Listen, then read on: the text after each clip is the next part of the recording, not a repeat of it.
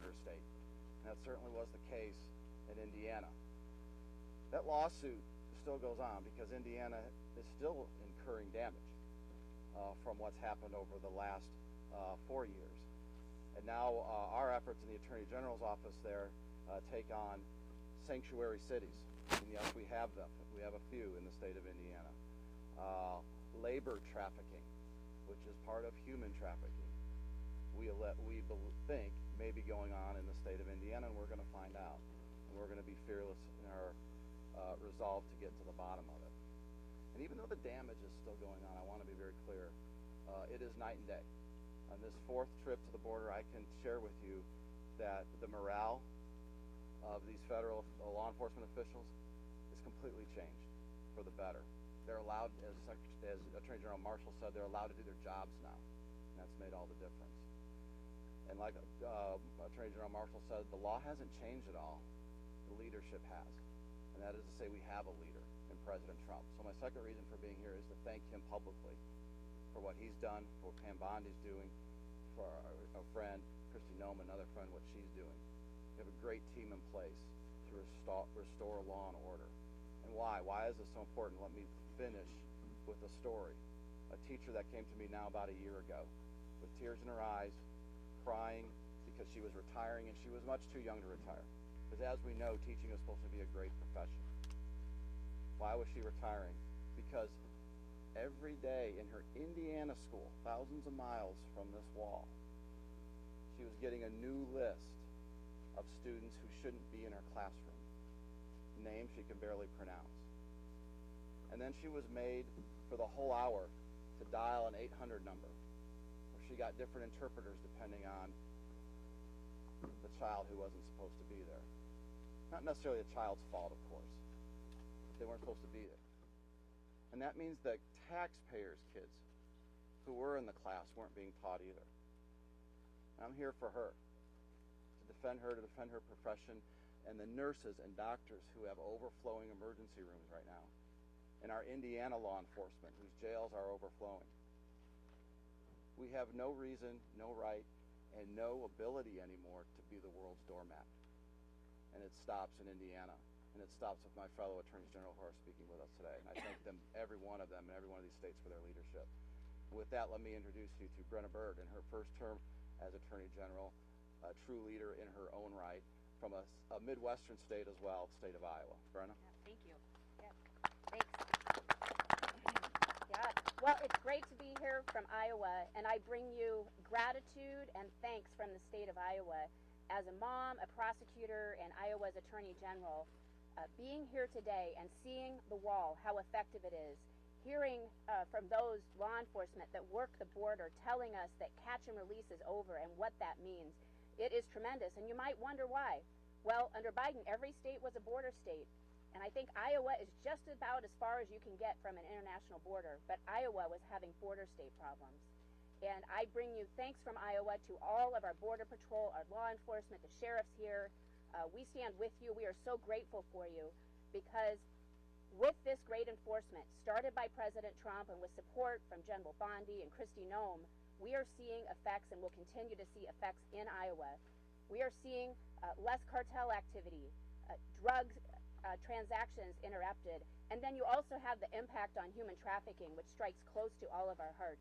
And hearing from Border Patrol, the people they're catching crossing the border with criminal records, whether it's wife beaters, whether it's drug dealers, other violent criminals that they are catching, they are keeping America safe with their work. So we thank them. They are heroes with a good heart, and they have persevered through the tough times and times when they had a leader in the White House, President Trump, who backed them up and understood their mission, and he supports enforcing the law and securing the border. So thank you from Iowa for that. I was also glad to help support President Trump with what he's doing for birthright citizenship, for turning that to a common sense policy, because no one should be rewarded for breaking the law. And I stand here today with AGs from across the country, just in thanks to our administration and in thanks to the people who do the work every single day here on the border to keep us safe. Because every single criminal that gets arrested in the Yuma sector is going to come someday to one of our states and hurt someone, whether they rape them, whether they kill with fentanyl, or other types of violent crimes. We are preventing crime by having a secure border, and Iowa stands with you. Thank you. I'd like to introduce next fellow prosecutor Russell Coleman from Kentucky. Thank you, General. This is what leadership at the border looks like. Leadership from the Trump administration. We stand in a spot that a briefing just advised us on average 1,500 crossings a day during the dark years of the Biden administration, down to 4 illegal crossings a day. That is a product of solid leadership from our president, amazing leadership from the men and women who stand behind me. And as these colleagues will attest, so oftentimes at press conferences like this, those that do the real most dangerous work that bring us here are standing behind the cameras. So my hat is off. Our hats are off to those who wear the green, who wear the brown, those who are out here with a badge and a gun late at night when we are safe in our beds. The border's a long way from bourbon country. It's a long way from Kentucky. But we lost 1,400 Kentuckians last year to drug-related death, 2,000 the year before. Every one of those from poison that came over a border that looks just like this. One at a time. The lack of border security has resulted in empty chairs at kitchen tables, empty seats at pews, and workers not clocking in the Commonwealth of Kentucky. So I'm here to say thank you for the men and women who are securing and have secured this border. I'm here to say... Well,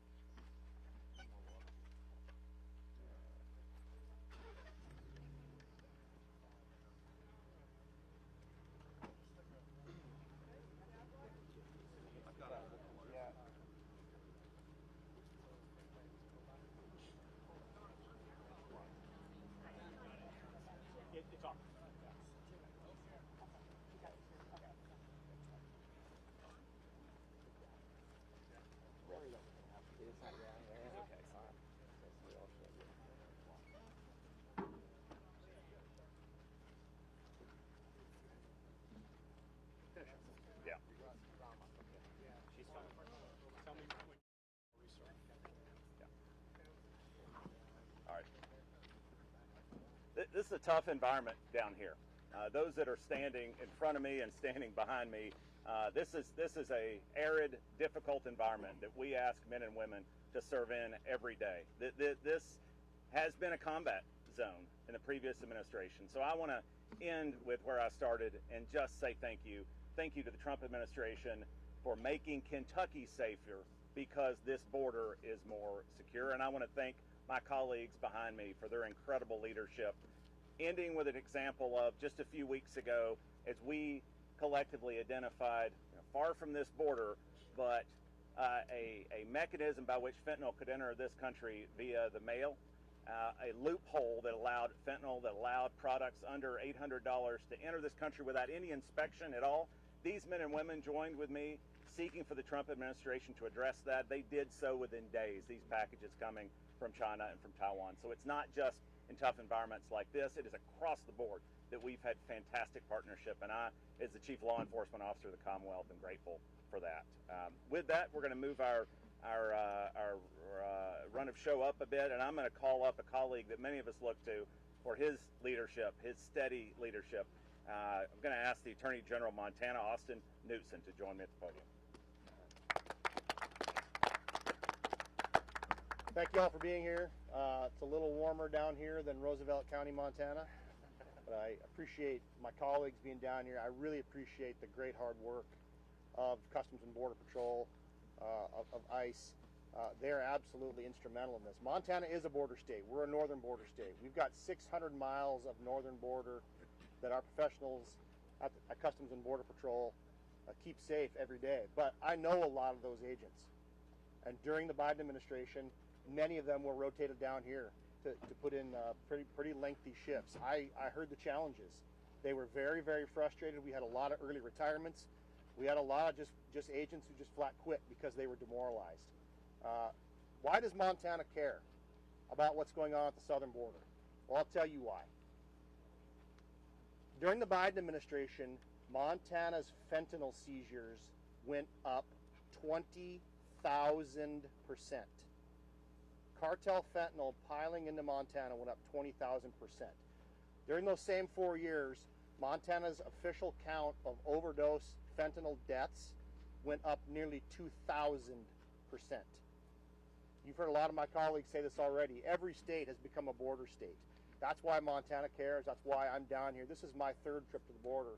And as was said earlier, the difference is absolutely night and day. And we have one man to thank for that. That is President Donald Trump, his team, the work they're doing, but just the resources that they are now giving to our professionals down here to secure our border.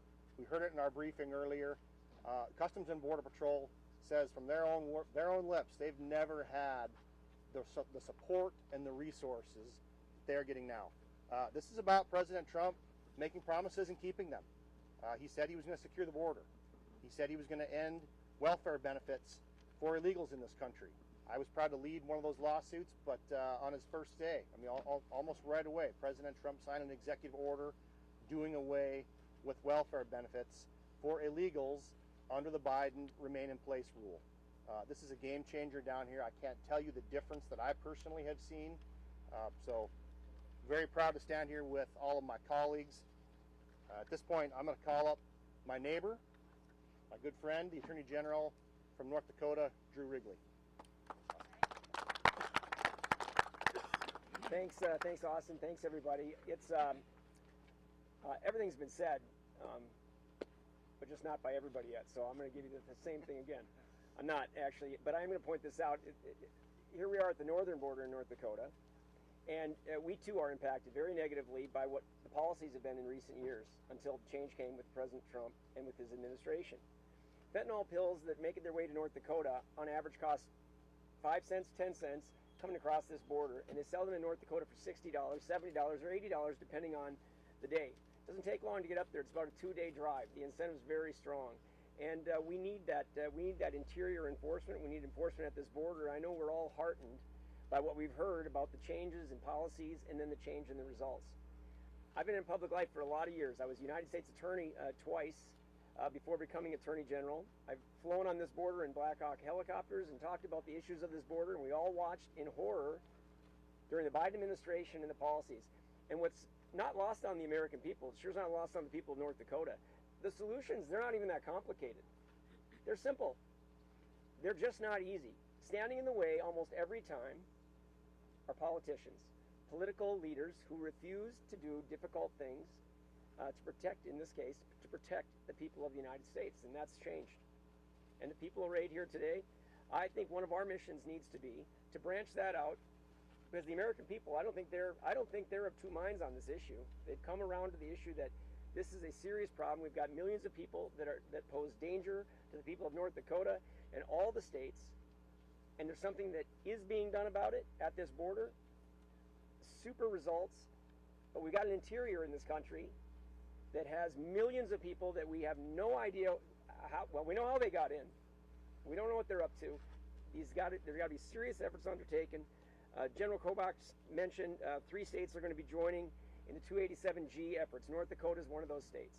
We're going to be joining because even there on the interior of this great nation, we've got the same issues. We face the same dilemmas posed by this flood of illegal immigration that's come across this border. So hats off to the men and women in uniform. As they said, they're out here, difficult conditions, doing important work. And now, moving forward, keep that going, but also the important work in the interior to extract from this country people who pose a clear and a present danger to the United States. Thank you. Next, you're going to hear from my friend and colleague, Alan Wilson. He's the Attorney General of South Carolina. He's kind of new at this. Right here. Yeah, there he is. Thank you. Thank you, General. Appreciate it. So I'm Alan Wilson. I'm the Attorney General for the great state of South Carolina. I'm in my 4th term. I'm actually the longest serving Attorney General in the country right now, and I'm honored to be standing up here with my dear friends and colleagues I want to start by saying this. You look at this wall right here. This wall just isn't the border wall for the U.S. and Arizona and Mexico. This is the border wall for South Carolina and Mexico and everything that comes across it. This is the border wall for every state up here and every state in the country. Because even though this is physically located here, the policies set here at this wall, at this location, they flow to their natural end state, and those are the interior states of the U.S. Last year, we had a number of drug trafficking cases, and there was one case in particular where we, from a historical perspective, over a 4.5-year period, we discovered that there was a drug trafficking ring that led to 540 kilos of fentanyl, 850 kilos of cocaine, and 500 kilos of methamphetamine that were pouring in from South Carolina, all originating with cartel activity. And the one thing that we can all agree on is that good policy incentivizes good conduct, bad policy incentivizes bad conduct. And the policies, and I've been here through 3 different presidential administrations, 1 Republican and 2 Democrat. Obama, Trump's first one, Biden, and now Trump's second term. And I have seen a distinct incentivization of the horrible conduct that has fed the drug trafficking, fentanyl trafficking, human trafficking, and all other illicit activity. In just one case, we seized over enough fentanyl to kill 2 million South Carolinians. That's the kind of poison that's being peddled into this country. Just like General Wrigley mentioned, we now have a president that has set the standard at the top, and it trickles all the way down to state and local law enforcement. The ability to remove the impediments to us enforcing the law, to empowering our law enforcement who are down here at this border. And I want to thank the men and women wearing green and tan who are down here right now. Some of them can't be in front of the camera, but they're the first line of defense. But it's also the policies and what those policies incentivize that matter. I want to thank President Trump and his administration for empowering us through programs like the 287G program. And I'm here to say that the South Carolina State Law Enforcement Division is enrolled in that program, is currently going through its training right now. I spoke with Chief Keel, and under his leadership in South Carolina, State Law Enforcement Division is a participant in enforcing immigration laws at the state level. We had 3 sheriffs out of 46 in South Carolina who were part of that program. Now we have between 15 and 20 in the last 3 months who have signed up to help enforce the immigration laws in South Carolina. And I'll close with this. It's not just the physical border walls, it's the digital borders. The digital borders like platforms like WeChat, which is a Chinese-owned company that is being used to do peer-to-peer for drug dealers and Chinese nationals who are doing illicit activities in this country. You're able to transfer funds and launder drug money. It's being used on platforms like WeChat. We have a duty to not just defend this wall, but we have a duty to defend the digital wall between what's out there and what's in the United States. So I'm proud to stand here with my colleagues today who are on the front lines enforcing and supporting President Trump's agenda, and I look forward to continuing to work with him to defend that agenda as it seeks to promote safety and security in the United States of America. Now, I'm going to be followed by my very dear friend from the southern state of South Dakota, Marty Jackley, who actually technically was Attorney General before me. So I put an asterisk by longest serving, but you were out for a few years. Good to see you. Thank you, Marty. Thank you for being here. Marty Jackley, South Dakota Attorney General. The fentanyl and methamphetamine that has crossed this border has been devastating to the heartland. It's been devastating to South Dakota communities and families. In South Dakota last year, South Dakota law enforcement confiscated enough fentanyl to overdose every South Dakotan 5 times over. As South Dakota's former United States Attorney and Attorney General, I applaud and encourage the Trump administration to continue its efforts to close this border and to enforce our immigration laws across the United States. As South Dakota's Attorney General, I'm proud to announce that I have authorized our DCI to move forward on the 287G process so that our DCI agents can force multiply with federal authorities when it comes to enforcement of our immigration laws and addressing the violent crime and drug dealers that are coming into South Dakota that are not here legally. It has been a breath of fresh air to see firsthand the men and women in law enforcement, to be here with my colleague state attorney generals, and to see federal, state, and local authorities working together to make America safe again. I'm privileged to be able to now introduce my fellow colleague Derek Brown, the Attorney General of Utah. Thank you. Thank you. We appreciate everyone for being here. We have a wall behind us that is somewhat symbolic in some respects, but it is incredibly important because there is far more than that, as we found out, that's going on. Having an administration that's willing to tackle the hard problems and make some of the really hard decisions has made all the difference here. As one of the newer attorneys general, I'm the Attorney General of Utah, but as one of the newer ones, I have come to realize that behind me, we have a group of attorneys general from around the country, and the fact that they have taken the time and energy and effort to come here in this location and see what's going on firsthand shows the level of commitment to making sure that we solve this problem and that we do it in a humane way. The state of Utah, as we have said for a long time, even though we're not a border state, we are in fact a border state. We have highways traversing our state, and when drugs cross the border here, they're in Utah within a matter of hours. I recently met, in fact, with a couple whose son overdosed on fentanyl, and the availability of fentanyl that came from here in this area is mind-boggling. In fact, just to put this in perspective, the DEA recently announced the largest drug bust in history, including, among other things, 3 million fentanyl pills. There were 5 states involved in that drug bust. One of them, in fact, was the state of Utah, my state. So like I said, we are all border states, and so it is incredibly important, and I'm committed to making sure as an office that we're able to tackle this problem. I'm also happy to announce that the Utah's Department of Corrections has now signed a 287G agreement with the federal government, which will allow for more collaboration so that we can address this issue. So on that note, I'd like to introduce my colleague from the state of Mississippi, Lynn Fitch. Thank you. Lynn Fitch from the state of Mississippi, and I first want to say to all of our heroes that work in law enforcement, our federal, our state, our local partners that protect us every single day. We could not do without these heroes. I'm so grateful to President Trump, General Bondi, Secretary Noem, and all the administration who said we're going to protect the border, we're going to provide resources. We understand this is a humanitarian effort, this is a fentanyl crisis effort, it's a crime effort, and we have to change the dynamics, and they did. And so it's exciting for all of my colleagues and all of us to be a part of that, to uphold the rule of law in all of our respective states. Many have announced that we have been participating in 287G. In Mississippi, we're the first law enforcement agency to sign one. We partnered, we've got 80 certified law enforcement officers on my team that were out there getting trained. We're readily available. We've already gone out with ICE and made a couple of arrests, and we're getting ready to deport those individuals. I too meet with too many family members who have lost loved ones due to this fentanyl crisis. It has to stop. We have to continue to protect these individuals and no longer lose any more lives. And certainly we see the trafficked victims. They're at prey. They've been leveraged on. And so for us, we have to protect them. There are victims who didn't ask to be in this situation, but the cartels have been driving them forward. And so for us, we're all standing strong to help our victims. So again, I'm very, very grateful to be a part with my colleagues as we stand strong together and united behind President Trump and his administration. Thank you.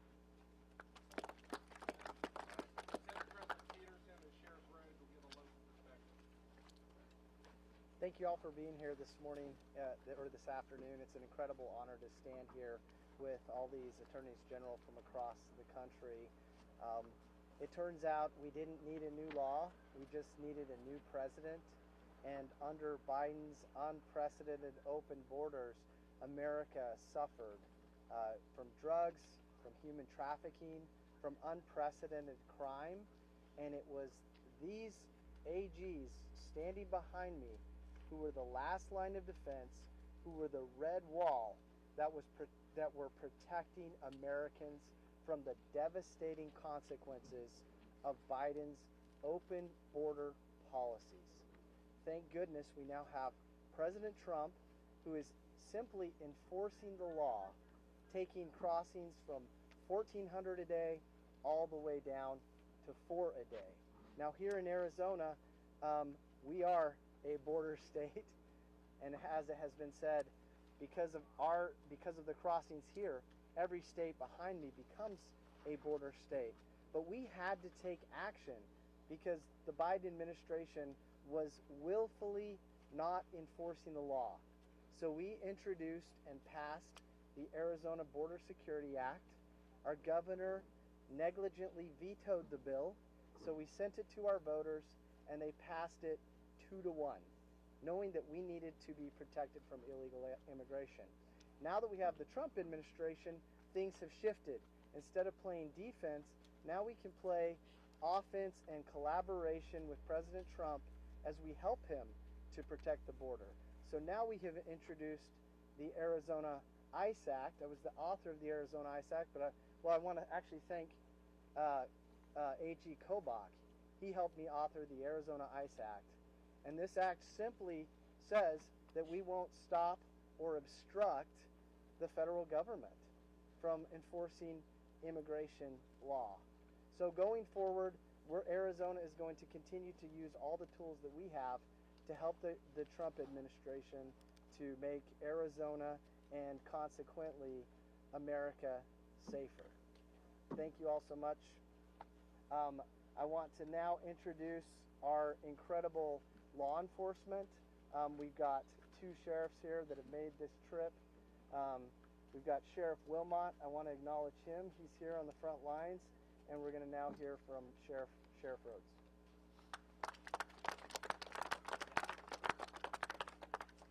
Good morning. David Rhodes, Yavapai County Sheriff, President of the Arizona Sheriff's Association, and member of the Board of Directors of the National Sheriff's Association. I want to start off by thanking our Border Patrol partners. They are the ones for the last 4 years who have dealt with the most unprecedented public safety, national security crisis that we've ever seen. You can see how hot it is out here, how dusty it is. They showed up every single day trying to keep the people of this nation safe. Thank you, guys.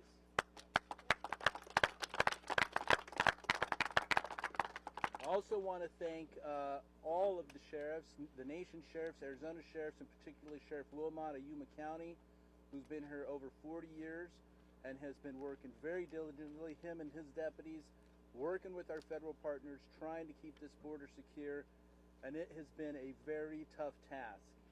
The last 4 years have been the most difficult, unsafe, unsanitary, unreasonable time in the history of this country when it comes to public safety and national security.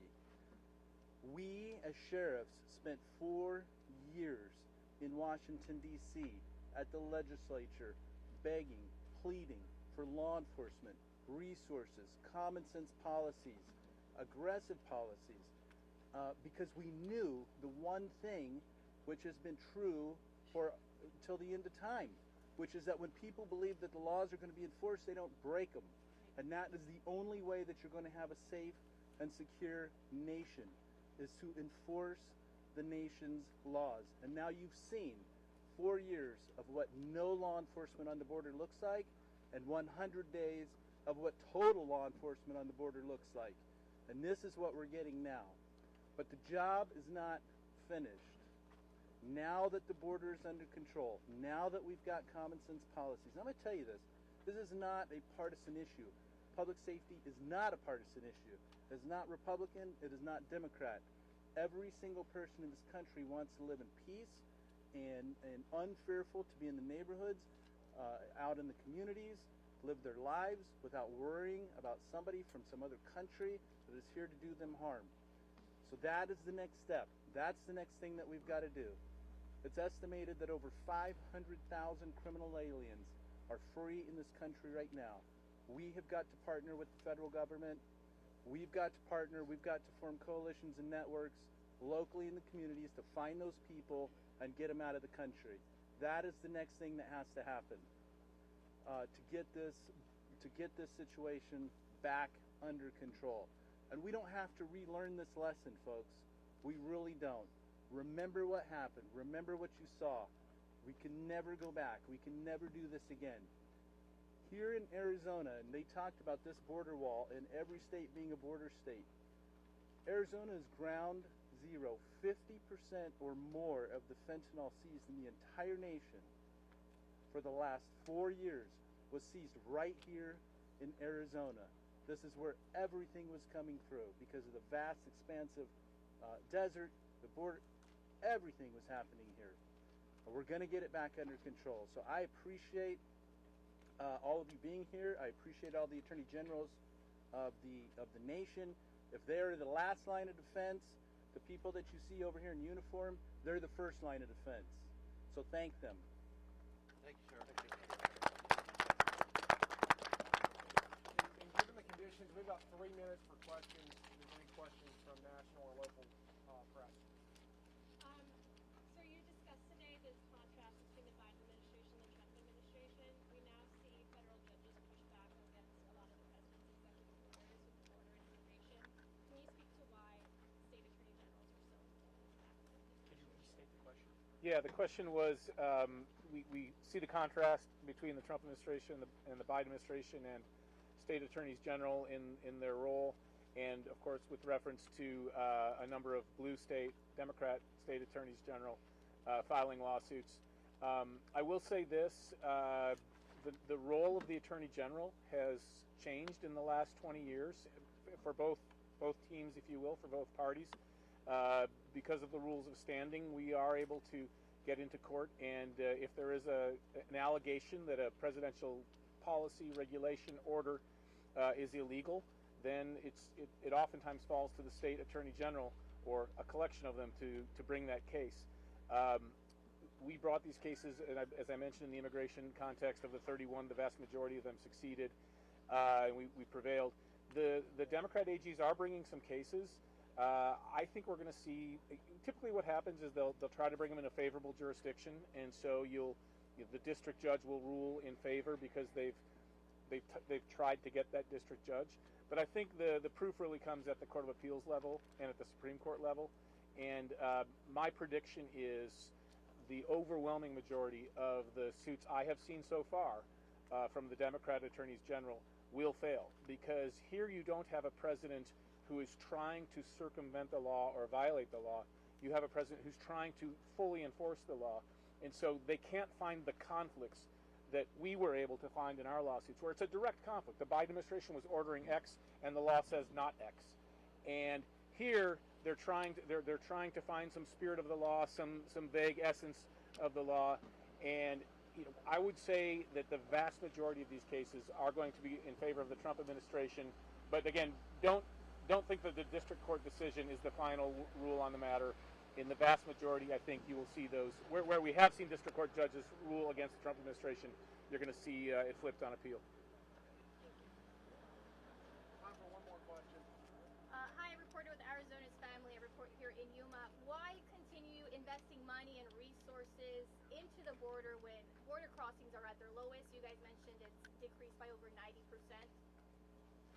I'll offer a quick answer, and then others can join in. The reason the border crossings have dropped is because the coyotes and the would-be illegal aliens themselves know that there's going to be enforcement. And as the Border Patrol officers pointed out earlier to us, they know that there's no longer catch and release. Previously, the Biden administration's policy was to prohibit, in the overwhelming majority of cases, the detention of someone who was encountered at the border. So the word got out. They're not going to detain you. They're going to turn you loose. They're going to give you a little piece of paper that says turn up in 2 or 3 years if you want to. Well, the vast majority did not. They were supposed to. And so it was an open invitation. It created an incentive. Now the word has gotten out that you're going to be turned around. So it's not that we don't need interior enforcement. It's that the interior enforcement is what's caused the slowdown at the border. I'm going to add to that. To your question about why continue to invest money and resources into the border here, this isn't just a law enforcement issue. This is a national security issue. I mean, the foreign terrorist organizations and international criminal organizations, they only have to be right one time in order to cause mass destruction, to cause complete chaos and havoc in this country. The good guys, us, we have to be right every time. And so everyone, people don't want to invest in this, they don't want to invest into this until something bad happens. I would rather invest to prevent something bad from ever happening. So remember, they have to be right one time. We have to be right every time when it comes to detecting and deterring and catching these people. I'm just going to say one thing. I'll use the words of Tom Homan. He says we're down to 4, which is good. We need to get down to 0. We're down to lower human trafficking. We saw numbers where 4% of Biden's were human trafficking, whereas now Trump's are down to 0.4%. That's great. That's great that we're down to 0.4%. We need to get down to 0. We've heard today that this wall's not done. There's still some tech that needs to go on top of this wall that can help us get down to 0. We've got to get to 0. Thank you. Thanks, everybody. Y'all do a photo? Hey, Adam, picture for us? Yeah, I couldn't find my other one.